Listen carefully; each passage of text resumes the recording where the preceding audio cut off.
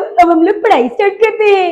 Class 10 की mix questions भी तो करना जरूरी है। आप लोगों की रिक्वेस्ट पे अब हम लोग मिक्स क्वेश्चन करेंगे। आ जाओ सभी बच्चे, हिमावारी, नोबिता, सभी आ जाओ। चलो चलो पढ़ेंगे हम लोग। चलिए देखते हैं अपना पहला क्वेश्चन। हमारा पहला क्वेश्चन कह रहा है explain why this particular set of number and the other set are composite numbers. अब ये हमें पता होना चाहिए कि कॉम्पोजिट नंबर्स कौन से होते हैं। देखिए, कॉम्पोजिट नंबर्स नेचर में ऐसे नंबर्स होते हैं जिनके दो से ज्यादा फैक्टर्स होते हैं। ठीक है, so any number that having two factors और more than two factors they are saying to be composite numbers. So यहाँ पर हम बोलेंगे 7 इंटू 11 इंटू 13 प्लस 13। पहले हमने एक सेट को पिक करा, ये हमारा क्या हो गया, सेट 1। ठीक है, हमने इसमें क्या देखा, 13 और 13 हमारे पास क्या है, कॉमन है ना। सो हम लोगों ने क्या किया, 13 कॉमन निकाल लिया और ब्रैकेट में हमारे पास क्या बचता है, 7 इंटू 11 प्लस, अब यहाँ पर क्या लिखेंगे, 0। देखिए, जब कभी भी हमारे पास कॉमन नंबर 13 या कोई भी ऐसा नंबर निकल जाएगा जिसका फैक्टर 1 होता है, तो आपके पास यहाँ पर 1 जरूर बचेगा, ना कि 0। तो ये ब्लंडर मिस्टेक कोई मत कीजिएगा। ठीक है, उसके बाद हम लोगों ने क्या देखा, 13 इंटू 7 इंटू 11 कितना हो जाएगा, 77 प्लस 1 13 इंटू 78। तो अब अगर हम देख रहे हैं कि हमने सेट 1 के नंबर्स को कुछ इस तरीके से एक्सप्लेन कर दिया जिसमें हमारे जो नंबर्स आ गए 13 इंटू 78, तो दो फैक्टर्स तो ऑलरेडी हो गए और हम सभी को पता है कि जब किसी नंबर की यूनिट प्लेस 8 होती है तो उसके दो से ज्यादा फैक्टर्स तो अपने आप ही हो जाते हैं। 2 भी तो एक फैक्टर है और 1 भी, तो कैसा नंबर हो गया ये, कॉम्पोजिट।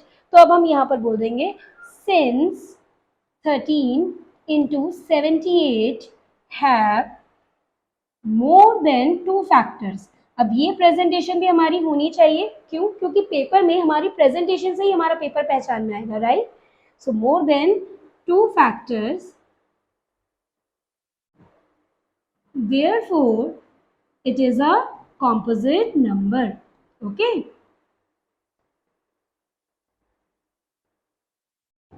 अब इसी तरीके से हमारे पास सेट 2 भी गिवन है। इस सेट 2 को सॉल्व करने की जिम्मेदारी आप लोगों की। ठीक है, चलिए अपना नेक्स्ट क्वेश्चन देखते हैं। अब देखते हैं अपना क्वेश्चन नंबर 2। क्वेश्चन नंबर 2 में हमें दिया है 4 टू द पावर n को हमें प्रूव करना है, जहां पर कि ये डिजिट 0 से एंड हो। अब डिजिट 0 से एंड होने के लिए हमारे पास एक प्राइम फैक्टराइजेशन का रूल है। वो क्या कहता है, कहता है कि any number that has factors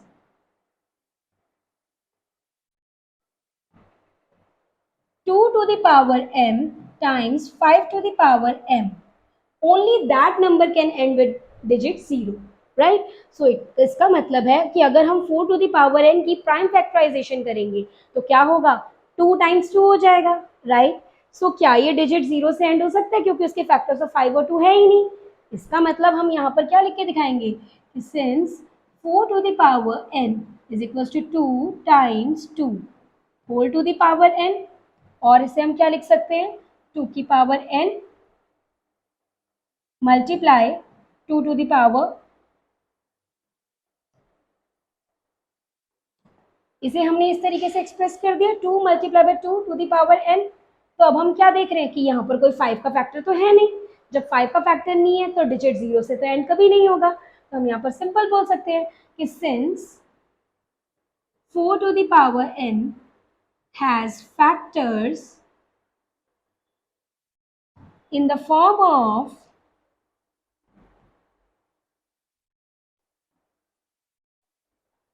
2 to the power 2n, which does not have 5 as a factor, so 4 to the power n can never end with digit 0।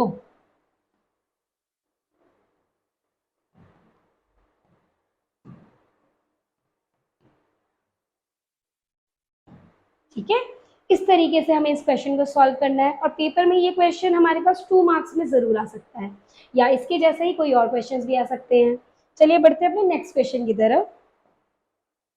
अब हम देख रहे हैं कि sum of 2 digits of a 2 digit number. अब ये 2 digits वाले number जो होते हैं ये हमारे लीनियर इक्वेशन इन 2 वेरिएबल्स का है, लेकिन इसमें आए दिन कंफ्यूजन होती रहती है। क्या? एक तो 2 डिजिट्स की और ऊपर से आपके ओरिजिनल नंबर की, राइट? तो चलिए बनाते हैं। देखिए, सबसे पहले हमें देखना है कि sum of the digits of a 2 digit number. इसका मतलब आपका जो 2 डिजिट नंबर है वो आपको कैसे बनता है? एक वंस प्लेस से और एक टेंस प्लेस से, राइट? अगर वंस प्लेस को हम मान लेते हैं कि x है और टेंस प्लेस क्या हो जाएगी? y, क्योंकि हम लीनियर इक्वेशन इन 2 वेरिएबल्स कर रहे हैं तो 2 वेरिएबल्स का तो यूज कर ही सकते हैं। तो हमने वंस प्लेस के नंबर को ले लिया x और टेंस प्लेस के नंबर को ले लिया y। तो अब हमें पता है कि 2 डिजिट का जो नंबर है उसके डिजिट्स का सम कितना है? 9। यानी कि पहली इक्वेशन तो हमारे पास यही होगी ना, y प्लस एक्स और x plus y equals to 9। ये पहली इक्वेशन हम लोगों ने बना दी। अब आगे क्या बोल रहे हैं? Also 9 times this number. अब ये दिस नंबर में इतनी कंफ्यूजन रहती है कि कौन सा मैम, y प्लस एक्स वाला नंबर? नहीं, ओरिजिनल नंबर कंस्ट्रक्ट करेंगे ना टेंस और वंस को मिलाकर। अब देखिए, जब हम ओरिजिनल नंबर की बात करते हैं, जब हम ओरिजिनल नंबर की बात करते हैं तो हमें ये पता होना चाहिए कि वंस प्लेस पे जो नंबर होता है उसे 1 से मल्टीप्लाई करते हैं, प्लस टेंस प्लेस पे जो नंबर होता है उसे 10 से मल्टीप्लाई करते हैं। तो इसका मतलब हमारा ये नंबर कुछ ऐसा होना चाहिए 10 times y plus x, right? क्योंकि मैंने वंस प्लेस पे तो अपना x नंबर लिया है और टेंस प्लेस पे मैंने y लिया है, तो 10y plus x. 9 times this number is twice the number obtained by reversing the order of digits। इसका मतलब टेंस और वंस में पहले y और x था, अब अगर मैंने डिजिट्स का ऑर्डर रिवर्स कर दिया तो क्या हो जाएगा? x और y। तो हम कर लेते हैं यहाँ पर number construct after reversing the order. After reversing the order क्या हो जाएगा? Once and tense. वंस पे हमारा हो जाएगा y और टेंस पे हमारा हो जाएगा x। ठीक है, तो हमारी यहाँ पे नई इक्वेशन क्या बनेगी? 10x plus Y. तो चलिए अब अकॉर्डिंग टू क्वेश्चन अपनी इक्वेशन बना लेते हैं। सो अकॉर्डिंग टू क्वेश्चन हमारी इक्वेशन बनेगी 9 टाइम्स दिस। दिस का मतलब यहाँ पर बेटा आप लोगों के लिए है ओरिजिनल नंबर। ओके, सो इससे कोई कंफ्यूज नहीं होगा। दिस नंबर का मतलब 2 डिजिट्स का सम नहीं है, यहाँ पर ओरिजिनल नंबर है। ठीक है, सो दिस का मतलब ओरिजिनल नंबर हो गया। तो ओरिजिनल नंबर क्या है हमारा? 10y plus x. So they are saying 9 times of this number, तो ब्रैकेट लगा दीजिए, 9 से मल्टीप्लाई कर दीजिए, equals to twice the number obtain by reversing. इसका मतलब 2 से हमें मल्टीप्लाई करना है और कौन सा ऑर्डर है? 10x plus Y. ठीक है, अब इस तरीके से हमारी इक्वेशन क्या बन जाएगी? 9 tens are 90y plus 9x equals to 20x plus 2y। ठीक है, हम लोगों की ये इक्वेशन बन गई है। इसे और आगे सॉल्व कर लेते हैं तो हमारी इक्वेशन क्या बन जाएगी? 90y minus 2y equals to 20x minus 9x। मेरे पास यहाँ से सॉल्यूशन आ जाएगा 11x इक्वल्स टू 88y। अब मैं क्या कर सकती हूँ? अपने एक x की वैल्यू दूसरे y की टर्म्स में निकाल सकती हूँ। क्यों? क्योंकि मेरे पास पहली इक्वेशन है ना y प्लस एक्स वाली, मैं उसमें डाल दूंगी, सब्स्टिट्यूशन मेथड लगा लूंगी। अब यहाँ पर हम लोग x की वैल्यू निकालेंगे, तो देखिए x की वैल्यू क्या आई है हमारे पास यहाँ पर? 88y over 11। अगर हम इसे कैंसिल करेंगे तो कितना हो जाएगा? 8। तो यहाँ से हमारे पास x की वैल्यू कितनी आ गई है? 8y, right? अब इसी वैल्यू को हम लोग सब्स्टिट्यूट कर देंगे इक्वेशन नंबर 1 में। तो हमारे पास इक्वेशन नंबर 1 क्या है? y plus x equals to 9। अब यहाँ पर x की जगह पर अगर मैं 8y डाल दूँ तो कितना हो जाएगा? y plus 8y equals to 9 और 9y हमारे पास क्या आ गया? 9। यहाँ से y की वैल्यू कितनी आ गई? 1, राइट? और जब y की वैल्यू 1 आ गई तो x की वैल्यू अपने आप ही अल्टीमेटली क्या हो जाएगी? 8 टाइम्स 1 इक्वल्स टू 8। तो यानी कि अब हमारे पास ये दोनों वैल्यूज आ गई x और y की। तो ओरिजिनल नंबर भी कंस्ट्रक्ट कर लेते हैं, है ना? तो देखिए हमारा ओरिजिनल नंबर क्या रहेगा। अब ओरिजिनल नंबर हमारे पास क्या था? 10y plus x. तो हम यहाँ पर क्या बना देंगे? 10 y की वैल्यू कितनी आई है हमारे पास 1 प्लस x की वैल्यू कितनी आई है 8, सो इज इक्वल्स टू हमारा क्या बन जाएगा 18। ये हमारा ओरिजिनल नंबर है। चलते हैं नेक्स्ट क्वेश्चन की तरफ। देखिए, half the perimeter of a rectangular garden whose length is 4 metre more than its width. अब इस तरीके का क्वेश्चन भी थोड़ा बहुत कंफ्यूज करता है स्टूडेंट्स को, जहां पर एक ही लाइन के अंदर आपको दो इक्वेशंस बनाने की बात कर दी गई है। पहली बात में तो बोल दिया half the perimeter of a rectangular garden. अब रेक्टेंगुलर गार्डन है तो रेक्टेंगल का पेरीमीटर कितना होता है 2 times l plus b, right. एक बार लिख लेते हैं, तो let length of garden be l ले लेते हैं इसको, then breadth of garden be ले लेते हैं। अब उसने क्या बोला है half the perimeter of a rectangular garden. So perimeter कितना होगा, perimeter of garden is equals to perimeter of rectangle is equals to 2 times L plus B। ठीक है, अब उसमें उन्होंने कहा half the perimeter of a rectangular garden whose length is 4 meter more than its width is 36। mark this thing is 36। इसका मतलब अगर हम रेक्टेंगुलर गार्डन के पेरीमीटर को हाफ कर देते हैं तो हमें जो आंसर मिलेगा वो कितना मिलेगा 36 मीटर। तो 2 इंटू एल प्लस बी को अगर हम हाफ कर दें तो हमारे पास आंसर कितना आ जाएगा 36। सो हम ये 2 से 2 क्या कर देंगे कैंसिल। तो पहली इक्वेशन हमारे पास क्या बन जाएगी l plus b equals to 36। ये तो हमारी हो गई फर्स्ट इक्वेशन, ठीक है। अब दूसरी बनाते हैं, whose length is 4 metre more than its width। यानी कि यहाँ पे लेंथ और विड्थ का कॉम्बिनेशन दे रखा है। लेंथ कितनी है, length is 4 metre more than its width. अब मैंने विड्थ को क्या लेट किया, यहाँ पे ब्रेड्थ लेट किया है बी, तो ये आ गया 4 प्लस बी, ठीक है। तो दूसरी इक्वेशन हमारे पास क्या आ गई, ये आ गई।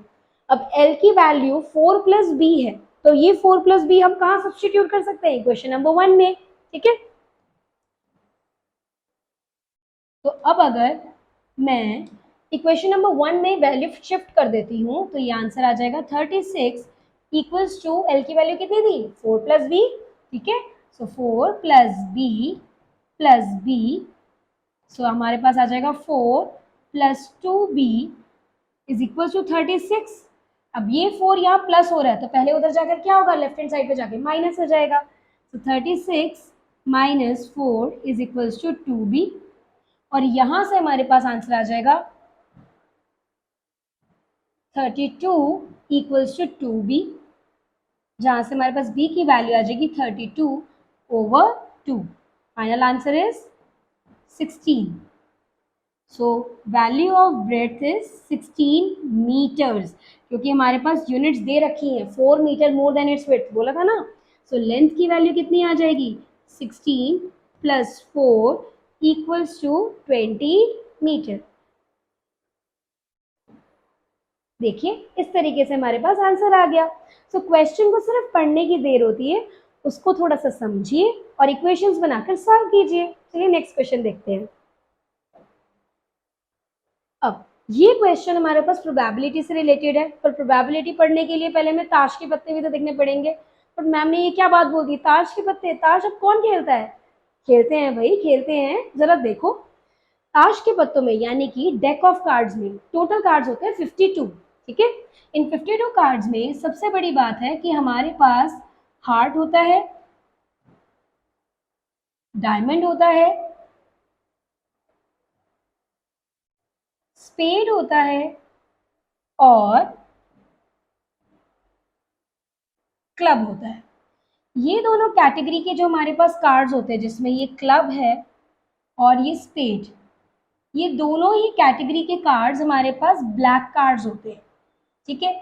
और टोटल ब्लैक कार्ड्स हमारे पास नेचर में 26 होते हैं, 13 एक सेट के, 13 दूसरे सेट के, ठीक है। सो 13 30 लिख देते हैं हम लोग। उसी तरीके से हमारे पास जो डायमंड और हार्ट होते हैं, ये रेड कलर के कार्ड्स होते हैं।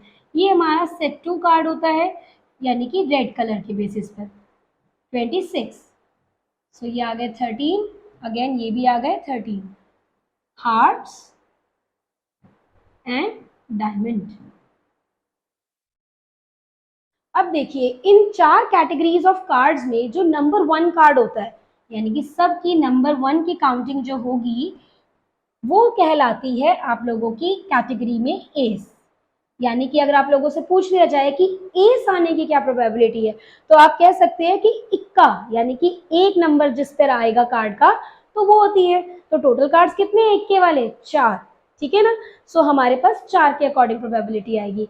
इसी तरीके से यहाँ पर नंबरिंग जो चलती है वो 1 to 10 तक तो बेसिक नंबरिंग चलती है हर एक कार्ड में, ठीक है। लेकिन कुछ कार्ड्स ऐसे भी होते हैं जैसे गुलाम, बेगम और बादशाह, जैक, क्वीन और किंग, इन पर हमारे फेसेस बने होते हैं, जैक का यानी कि गुलाम का, क्वीन का और किंग का। तो इसलिए इन कार्ड्स को कहा जाता है face cards. So face cards हर एक में 3 होते हैं, जैक, क्वीन, किंग। तो ये 3 कार्ड्स हमारे सिर्फ एक सेट के अंदर मिलते हैं।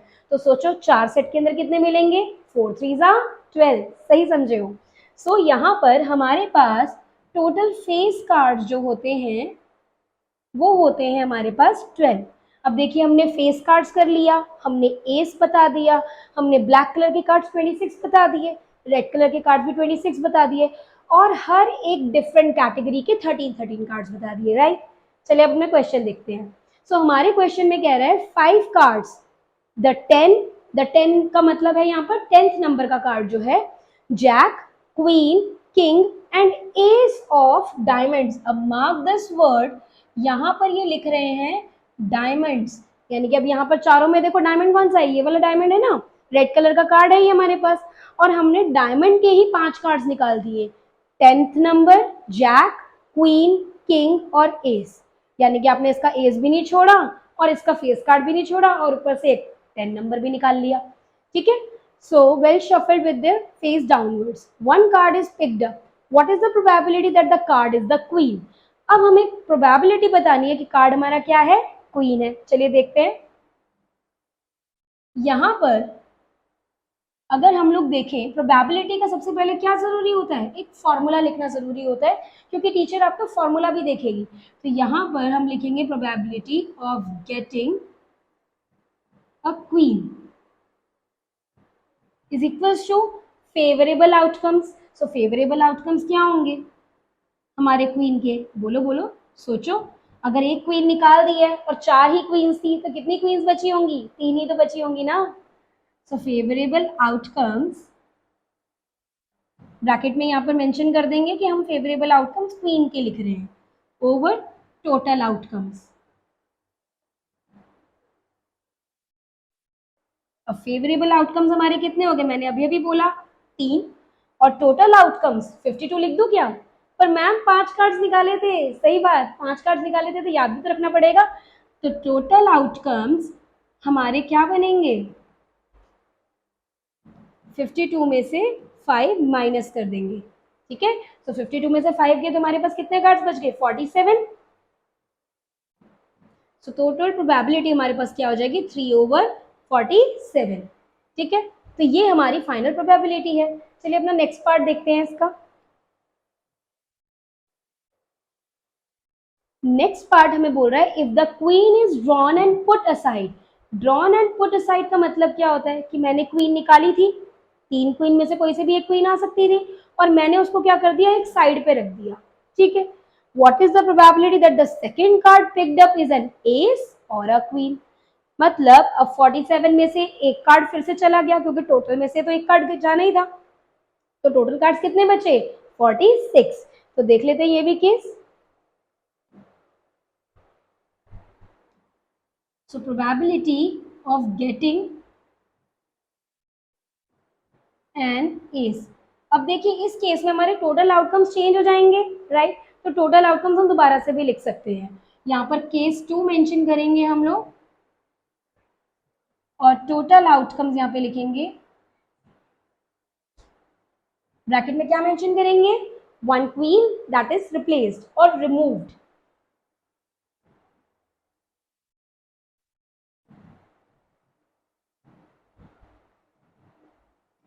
ठीक है, so if one queen is put aside, total outcomes हमारे पास अब 47 के भी क्या रह गए, 46 रह गए। ठीक है, अब गेटिंग एन एस, अब एस भी देखो, एक एस निकाला था ना हमने डायमंड्स का, तो हमारे पास कितने बचे होंगे, 3 एस। सो राइट, सो फेवरेबल आउटकम्स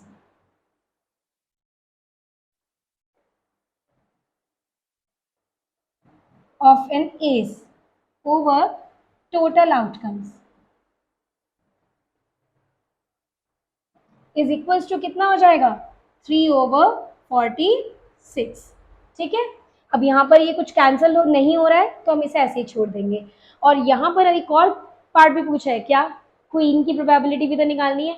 अब ये पार्ट आप लोगों की जिम्मेदारी, कमेंट सेक्शन में जरूर बताइएगा कि क्वीन की प्रोबेबिलिटी क्या होगी। ठीक है, चलिए नेक्स्ट क्वेश्चन चलो देखते हैं अपने नेक्स्ट क्वेश्चन। थोड़े से बोर हो गए थे ना, तो मैंने सोचा मिमिक्री भी कर दी जाए, तो आप लोगों को ज्यादा इंटरेस्ट आने लगेगा। चलिए देखते हैं अपना next question. A lot of 20 bulbs contain 4 defective ones. So हमें यहाँ पर अब ये भी पता है कि टोटल हमारे पास कितने आउटकम्स हैं बल्ब्स के, अपार्ट फ्रॉम जोक्स, जरा ध्यान देंगे इधर। तो टोटल हमारे पास बल्ब्स हैं 20, जिसके अंदर कितने डिफेक्टिव हैं, 4। सो डिफेक्टिव बल्ब्स हम यहाँ पे मेंशन कर देंगे 4। अब ये कह रहे हैं कि एक बल्ब हमने रैंडमली निकाला है, तो क्या प्रोबेबिलिटी होगी कि ये बल्ब डिफेक्टिव है। अब ये तो बहुत ही आसान है, आप लोग बड़ा आराम से निकाल सकते हैं, probability of a defective bulb, right. तो कितना हो जाएगा, जल्दी बताइए, डिफेक्टिव बल्ब है 4 और टोटल बल्ब है 20, तो कितना हो जाएगा, 4/20। अब इस क्वेश्चन में मैंने फॉर्मूला नहीं लिखा है, आप लोगों को समझा दिया है, आप लोग हर क्वेश्चन में फॉर्मूला लिखिए, बिकॉज हमारे सेंसेस को याद रहता है, तो एग्जाम में हमारी प्रेजेंटेशन और अच्छी होगी। सो 4/20 हमारी प्रोबेबिलिटी हो गई 1/5। सो आंसर आ गया 1/5। ठीक है, now suppose the bulb drawn is not defective and is not replaced. अब ये कह रहे हैं कि मान लो कि आपने बल्ब निकाला लेकिन डिफेक्टिव ही नहीं था, तो उसमें हमने उसको रिप्लेस नहीं किया। Now one bulb is drawn at random from the rest, what is the probability that the bulb is not defective. So मतलब है यहाँ पर टोटल बल्ब्स 20 हैं, 4 डिफेक्टिव थे, तो 16 क्या हो गए, गुड वंस हो गए। पहले एक बार लिख लेते हैं। अब देखते हैं इसके आगे, गुड बल्ब्स अगर हमारे पास 16 है तो हमें प्रोबेबिलिटी निकालनी है, क्योंकि अब बल्ब रिप्लेस नहीं किया गया है, तो यहाँ पर कंफ्यूजन ये होती है कि 20 बल्ब्स थे पहले से, हमने 4 डिफेक्टिव देखे थे, निकाला बल्ब और उनसे बोला गया कि डिफेक्टिव बल्ब की प्रोबेबिलिटी बताओ, बता दी। अब वो कह रहे हैं कि नहीं नहीं, मान लो कि जो आपने बल्ब निकाला वो डिफेक्टिव था ही नहीं, तो जब डिफेक्टिव नहीं था तो हमने रिप्लेस नहीं किया, इसका मतलब हमारे 20 बल्ब का जो लॉट था, यानी कि जो बॉक्स था वो 20 बल्ब्स में ही रहा। तो टोटल हमारे पास बल्ब्स अभी भी 20 ही हैं, और गुड बल्ब्स उसमें से कितने हैं, 16। सो यहाँ पर अगर आप प्रोबेबिलिटी अब निकालेंगे गुड बल्ब्स की, सो आप लोगों के पास फाइनल आंसर आ जाएगा 16/20। ठीक है, अगर ये यहाँ पर बोल देता bulb is defective and is replaced, तो रिप्लेस्ड का मतलब क्या है, मैंने बदल कर उसकी जगह अच्छा बल्ब ले लिया।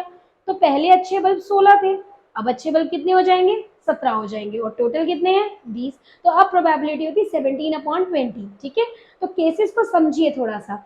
अब यहाँ पर रिप्लेस नहीं किया गया है क्योंकि बल्ब ही हमारा शायद गुड वन था, तो 16/20 आ गई प्रोबेबिलिटी। अब हम इसको कैंसिल करेंगे तो आंसर क्या बनेगा, 4/5। ठीक है, सो देखिए इस तरीके से हमारे प्रोबेबिलिटी के बेसिक से क्वेश्चंस आते हैं। ये आप लोगों के पेपर में अगर आ भी गया तो 2 मार्क्स, हद से हद 3 मार्क्स कैरी करेगा। 3 मार्क्स क्यों, काम इसमें भले ही छोटा है लेकिन इसमें थोड़ा सा सोचना भी है ना, तो हम यही चीज को चेक करते हैं। ठीक है, तो 3 मार्क्स में क्वेश्चन आ सकता है। नेक्स्ट क्वेश्चन देखते हैं, अब देखते हैं अपना नेक्स्ट क्वेश्चन।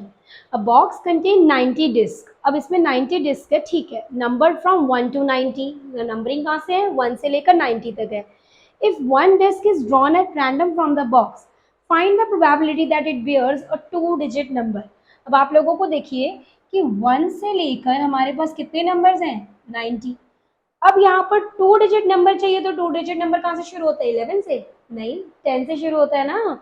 सो 1 से लेकर 9 तक तो हमारे कोई नंबर्स इंक्लूड नहीं होंगे।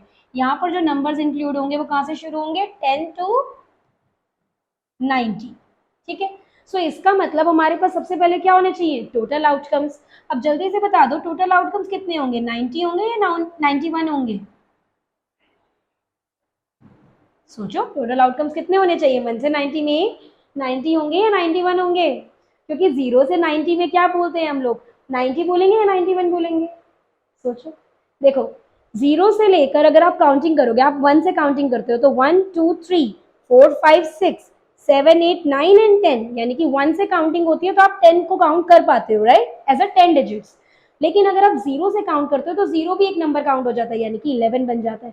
तो ये जरूर देखना, लास्ट ईयर डीएवी के स्कूल में ये क्वेश्चन आया था 3 मार्क्स का, और यहाँ पर मैक्सिमम बच्चों का ये ब्लंडर हुआ था, क्या कि हम लोगों ने देखा नहीं कि 90 डेज तो ठीक है, और 90 डेज वहां पे दिया भी नहीं था, वहां पे दिया था 1 to 90। तो हम लोगों ने 0 to 90 करके 90 नंबर 91 नंबर इतना कंफ्यूजन क्रिएट किया था। ऐसा नहीं करना है, ध्यान से क्वेश्चन पढ़िए। ठीक है, सो 1 to 90 नंबर्स है हमारे पास, यानी कि टोटल आउटकम्स हमारे पास कितने हो गए, 90 हो गए। और इसमें से हमें कितने चाहिए, 2 डिजिट नंबर चाहिए सारे के सारे। सो 10 से लेकर 90 तक हो गए। अब 1 to 9 नंबर्स हैं, काउंट करके देख लो अगर दिक्कत हो रही है तो। 1 to 9 मतलब 9 नंबर्स ही तो हो गए। तो 90 में से 9 माइनस कर दिए तो कितना बचा, 81। सो हमारे पास आउटकम्स होने चाहिए 2 डिजिट के, है ना, outcomes of 2 digit number is 90 minus 9, that is 81। अब हम लोग निकाल लेंगे प्रोबेबिलिटी। सो प्रोबेबिलिटी किसके निकालनी है, गेटिंग अ 2 डिजिट नंबर।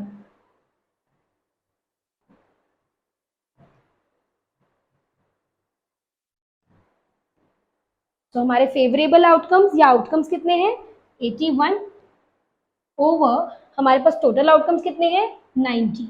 ठीक है, अब ये हमारे 9 की टेबल से कैंसिल हो जाएंगे, 9 9 से 81, 9 10 से 90। अब बच्चे सोच रहे होंगे 0.9 लिख दे क्या, हाँ 0.9 लिख दो, नीचे 10 तो है ही और पीछे 0 है, तो आप 0.9 भी लिख सकते हो। बट अगर 9/10 भी लिखेंगे तो भी कोई दिक्कत नहीं है। ठीक है, सो हमारा आंसर है 9/10 और 0.9। ये आ गई जी हमारी प्रोबेबिलिटी। अब यहाँ पर बोला है अ परफेक्ट स्क्वायर। सोचो सोचो परफेक्ट स्क्वायर क्या होता है, अ परफेक्ट स्क्वायर 2 होता है, 4 होता है ना। परफेक्ट स्क्वायर का मतलब होता है एक ऐसा नंबर जिसका स्क्वायर रूट एग्जिस्ट करता हो, यानी कि 4। 4 का स्क्वायर रूट क्या है, 2। ठीक है, यानी कि 9। 9 का स्क्वायर रूट क्या है, 3। इसी तरह 16, 25, 49, इस तरह से आपको नंबर डालने हैं। और इस पार्ट का आंसर और साथ ही साथ a number divisible by 5 part का आंसर मैं आप लोगों से चाहूंगी कि आप लोग कमेंट सेक्शन में जरूर बताइए। अगर आप लोगों को हमारी वीडियो इन्फॉर्मेटिव लगी है और लगता है कि इसके साथ हम प्रैक्टिस अच्छे से कर सकते हैं, तो हमें कमेंट सेक्शन में जरूर बताइएगा कि और कौन से नए टॉपिक्स पर आप लोग हमसे वीडियो चाहते हैं।